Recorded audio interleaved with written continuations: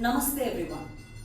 In the last video, we started to discuss how to sit. Some of the basic pointers to make sure that our sitting stance, which we so liberally use, is well corrected and aligned.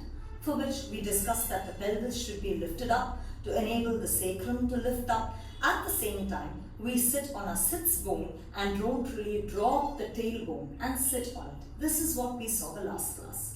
Today, moving further, we'll see how to sit in Swastikasana. Much of what I'm showing at ground level, but many of the basic principles of alignment adhere and apply as well when you're sitting on height, such as a chair, a stool, or a sofa. The firmer the sitting region, the better it is because it allows for the spine to lift. Now, you will see that very many times when a person straightens their leg and their hamstrings are a little tight, they find it hard to straighten the legs and the spine really collapses as a result. So, in order to enable the basic points of alignment, it's better to have the knees bent because the knees bent allows pliability to make certain adjustments. Now, when we keep our legs bent, we start with the legs hip width apart. Hip width apart is when the outer ankles, outer knees and outer hips come in line.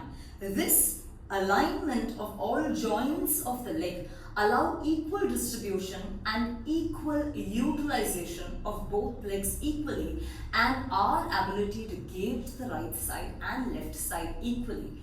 It is not where the knees click in together or fall out. The knees should point towards the ceiling straight. In this position, we should raise our pelvis, ensure that the sacrum is lifted up and clear the crease of the buttock right to right, left to left several times so that the sacrum at no point is clogged or choked by the gluteus crushing inward. So that adjustment of freeing the crease of the buttock, the gluteus, away from the sacrum, right to right side, left to left side is essential. While we move into Swastikasana, the knees are falling outward, the thighs roll into out, the left knee supports the right thigh and the right knee supports the left thigh. But we'll see how.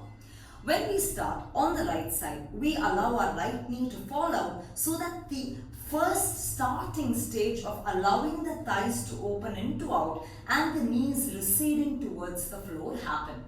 But then, as we get the right foot to move to support the left thigh, the right femur needs to be cropped inward. The right femur doesn't really hang out, it fixes itself, swipes into the socket, fixes into the socket as the right foot supports the left thigh.